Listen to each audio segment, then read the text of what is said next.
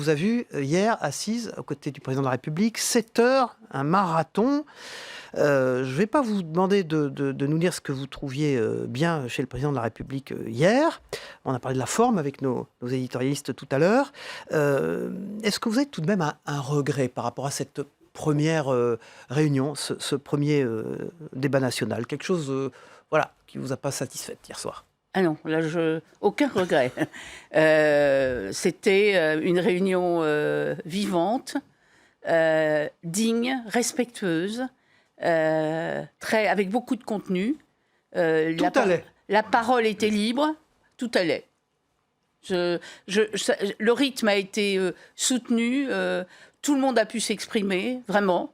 Et il y avait une communication entre le président et les 700 maires qui étaient présents, venant de chaque département de la Normandie. Jacqueline Gouraud, le problème, c'est que ce matin, on parle beaucoup... Évidemment, il y a cet échange assez exceptionnel de 7 heures, mais on parle d'une petite phrase prononcée avant cette rencontre sur ces Français qui déconnent. Il ne peut pas s'en empêcher, le président, de ce genre de sortie. Mais je crois qu'il faut arrêter. Non, parce qu'il avait dit, j'arrête de faire des petites phrases qui blessent les gens. Et boum, il retombe à la première occasion. Non, il ne retombe pas. Il y a des gens qui sont très loin du travail, il y a des gens qui sont en marge vers le travail, et il faut aider chacun. Et il l'a redit hier soir, en expliquant bien qu'on ne pouvait laisser personne au bord de la route.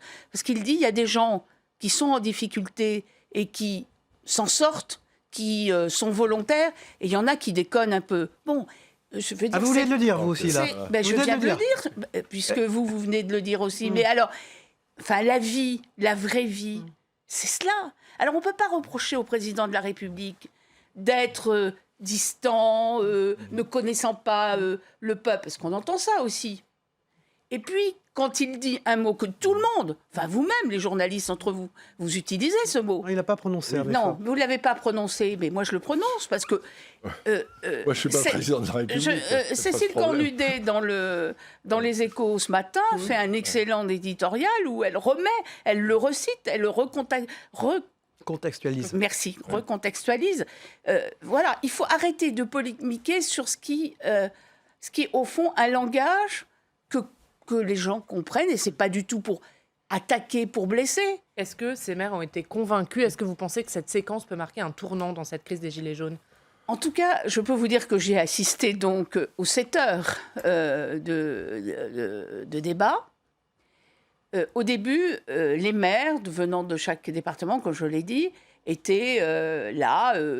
bien élevés, polis, sages, contents d'être là. Un accueil poli, sans grand enthousiasme, on a vu au début. Mais voilà, ils étaient là, voilà. Et au fur et à mesure des 7 heures, c'est ça qui m'a beaucoup intéressée, j'ai senti véritablement, on sent quand on est dans une salle et on sent quand on a un peu de passé politique et de pratique politique, j'ai senti l'adhésion qui au fur et à mesure se faisait, et les maires, peut-être surpris par la connaissance des dossiers du président de la République, parce qu'au fond, il y avait deux séries de questions. Celles qui concernaient leur vie propre, les collectivités territoriales, qui ont été beaucoup abordées, mais ils exprimaient aussi ce qu'ils ressentaient sur le terrain de la vie de leurs concitoyens et des questions qui étaient posées par le concitoyen. Nous avons eu plusieurs maires, d'ailleurs, qui étaient venus aussi avec les fameux cahiers dits de doléances et qui ont remis au président de la République. Et on a senti la graduation, si je puis dire,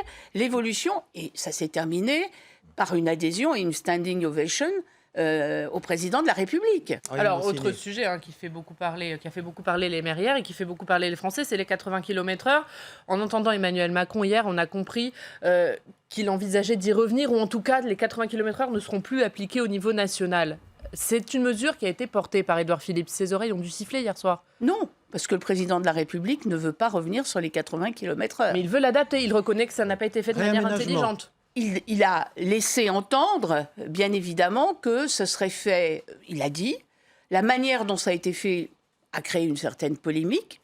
Eh bien, je suis d'accord pour revenir sur l'idée qu'il faut, au fond, travailler cette décision avec le terrain, c'est-à-dire avec ceux qui sont responsables des routes dans leurs compétences en France, c'est les conseils départementaux, et que on va étudier le fait de les impliquer dans cette décision. Donc ça veut dire voilà plus ce qui a été dit. d'application uniforme au niveau national des 80 km/h sur les Écoutez, routes vous savez, secondaires. aujourd'hui, la réglementation fait que les élus, les maires, les présidents, parce qu'il y a des voiries communales aussi, les maires peuvent baisser la vitesse réglementaire nationale. Par exemple, dans les centres-villes, c'est 50 km/h. Et vous voyez à beaucoup d'endroits des maires Mais là, il qui faudrait- mettent à là- 30 km/h. Mais Là, la il faudrait réglementation, l'augmenter, là. justement, C'est- la réglementation aujourd'hui fait qu'on ne peut pas augmenter la Ça vitesse. pourrait Alors je bouger. suppose que c'est peut-être, je n'en sais rien, le président de la République et le Premier ministre vont en reparler ensemble, c'est peut-être ce curseur qui va bouger. Je n'en sais rien, mais je vous donne Vous connaissez, techniquement Jacqueline quel est le règlement Vous aujourd'hui. connaissez que les élus locaux, les sénateurs vous ont alerté sur les dangers de cette réforme et sur la colère qu'elle a Alors, les dangers de la réforme, la réforme, c'est une chose, mais les dangers de la route, c'est une autre chose. Et il faut quand même ne pas perdre l'objectif, qui est d'avoir moins de morts sur les routes. Et je sais, puisque je suis informée, ça n'est pas encore officiel, mais que les résultats de la mise en place du 80 km/h ont porté leurs fruits. C'est-à-dire que ça la sera- mortalité Alors, routière a est-ce que vous baissé. pouvez nous C'est-à-dire- préciser non, un je ne petit peux peu pas les vous choses, préciser parce que les chiffres ne sont pas encore sortis Mais officiellement. c'est de quel ordre alors? Mais vous verrez, je vous dis que les 80 km/h ont engendré moins d'accidents et donc moins de morts. Jacqueline Gouraud, ministre de la Cohésion des Territoires, est notre invitée politique ce matin. On a vu Sébastien Lecornu hier, un ministre qui dépend de vous d'ailleurs, comme animateur de débat. C'est curieux, non? Est-ce qu'on attend d'un ministre d'être un animateur de débat? Est-ce qu'il n'y a pas un problème d'indépendance par rapport au débat lui-même? Qui mieux qu'un élu local, puisqu'il est toujours élu local, il est toujours conseiller départemental de l'Eure. Mais ministre, quand même, problème oui, d'indépendance très par bien. rapport au débat Mais lui-même. quelle indépendance? Enfin, on est tous des élus de la République. Et on peut discuter entre nous. Et un ministre qui anime une réunion, ça n'est pas quelque chose de suspect. Jacqueline C'est quelque Gouraud. chose de républicain. Oui, le Brexit. Problématique pour votre région. De plus en plus problématique, puisque là, on va vers un no deal, ce qui suppose effectivement un engorgement des ports de Dunkerque, Calais, enfin de tout le littoral, avec des contrôles douaniers très sévères. Est-ce que le gouvernement est prêt à affronter ce scénario catastrophe? Il est clair que on a tout envisagé depuis le départ et on a beaucoup travaillé. Le ministère de l'économie et des finances avec les douanes, le ministère de l'Intérieur pour la sécurité, le ministère de l'Agriculture, j'en parlais tout à l'heure, enfin tous les ministères ont. Mais au niveau et des nous avons- territoires, puisque et c'est nous votre avons domaine, et nous comment avons- le gouvernement va aider Eh bien, les par élus exemple- locaux de Normandie, des Hauts-de-France à Par gérer exemple, ce Brexit? dès jeudi matin, nous avons une réunion à Matignon avec les préfets de région pour les régions concernées, c'est-à-dire surtout les Hauts-de-France et la Normandie, et pour retravailler ce dossier, mais qui est déjà, je dirais, nous avons vraiment anticipé.